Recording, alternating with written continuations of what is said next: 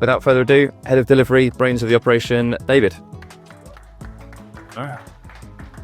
Thank you very much, Dan, and also thank you everybody here for taking time out of your busy schedules. Really appreciate it.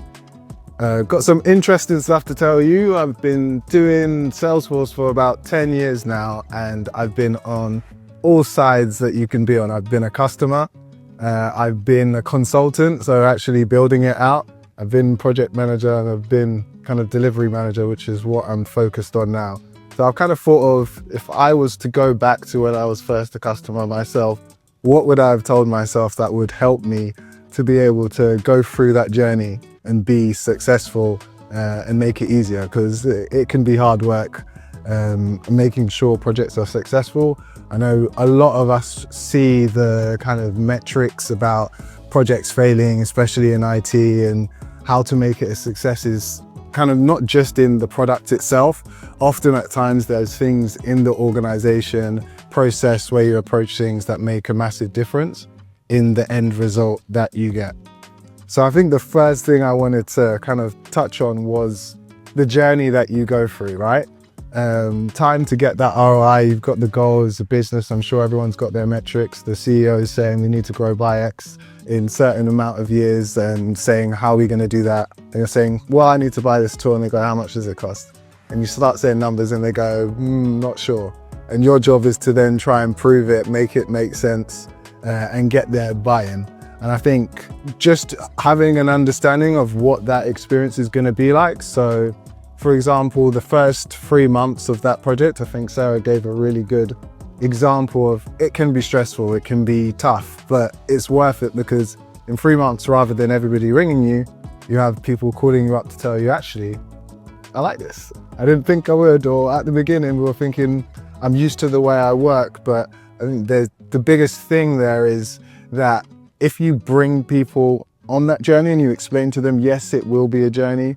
We're not buying Salesforce for today, tomorrow. It's going to be something we implement probably for 10 years. If we look at most customers that use Salesforce, I'm speaking to people that still use it. My old business where I started definitely still uses it today, and it's come a long way from where it was. And I think of when I first implemented Salesforce as an admin, field service didn't exist, but we had an engineering team that worked for a business called Zenith Hygiene. They would scoot around London, going to restaurants, hotels, and putting in stainless steel dispensers that you'll get to dry your hands. Now they'd give them free of charge.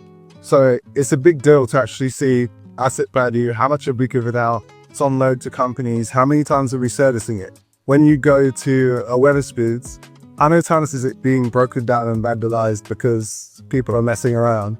And being able to show the CEO, okay, now you know which customers to stop charging. How many times we've been to them. So when you're speaking in your conversations, you can at least say, look, Wetherspoon CEO, we're having these issues. How can we work together? And it's empowering the organization to be able to make those decisions all the way through. Like, it's not just the engineers that are going to say, oh, this is happening, this is what we could see. It goes all the way through the organization, making sure everybody's involved and understands that will help you get to the money at the end. I think 6 months is generally where people start to see, okay, the customers can see the difference in terms of information readily available, that if they ask you, when did this job happen? Or this one example I see is with coffee machines and being serviced, whereas you're seeing different locations of, we installed this here, we did this job, but we did it in a safe way for a reason, and we come to visit you now. We're seeing something happen to that. There's scratches, there's damage that's happened. So you might be out of warranty as a result. I might have to charge you. So you look at revenue generating opportunities from those actions and having the data stored in a kind of cohesive manner.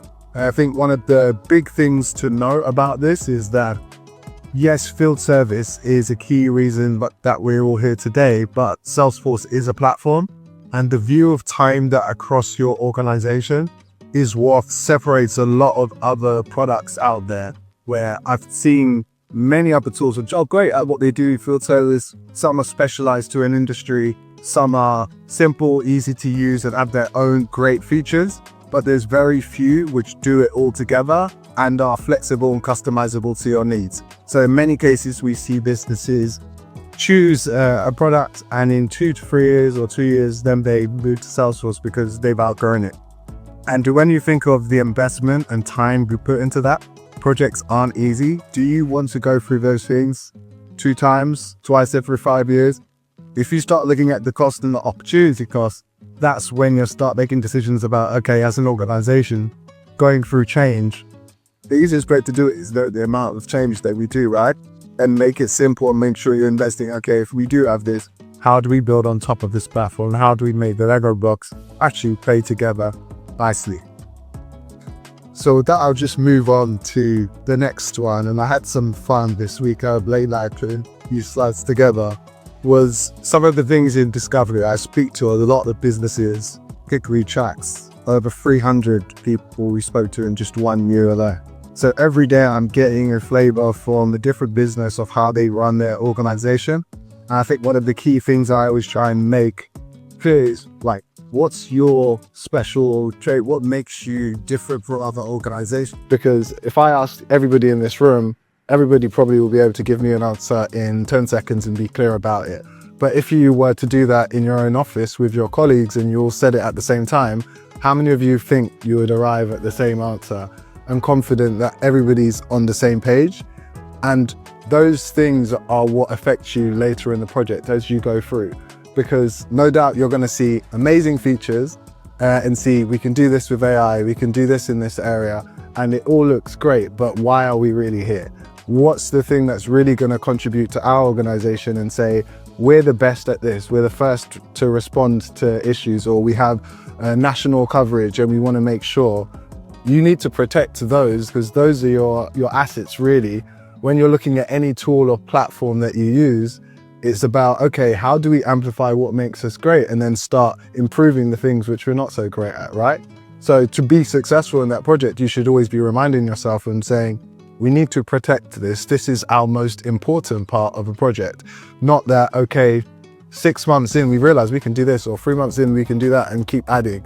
And that's where I find projects can fail, because sometimes you're not realizing till 3 months in, oh, this is the full capability of this product.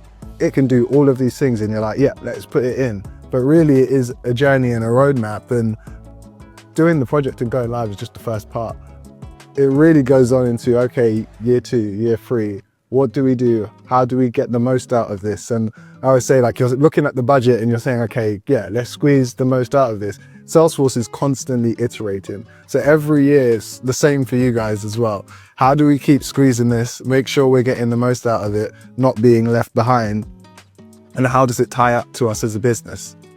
Salesforce, you can automate emails from the salesperson down to the engineer, making sure the message and branding and everything that you do permeates through the whole platform and organization is where the customer starts to feel. This is the main thing we do. And I often tell customers, just keep that before you go into the meeting, just remind yourself, or keep one of those things as a metric, because often in decision making, which is very important, speedy, confident decision making and moving things forwards, is being able to articulate, yeah, this is why we came here, this is irrelevant. We don't need to focus on this. We don't need to get sidetracked by that. Because as you bring other people with you, they're going to have their own thoughts and ideas of, I think this would be great. And for you, you'll have a budget in mind, you'll have an idea of what you're looking to spend, and keeping that focused on what makes us great as a business is what helps and generally leads to a lot of success in projects.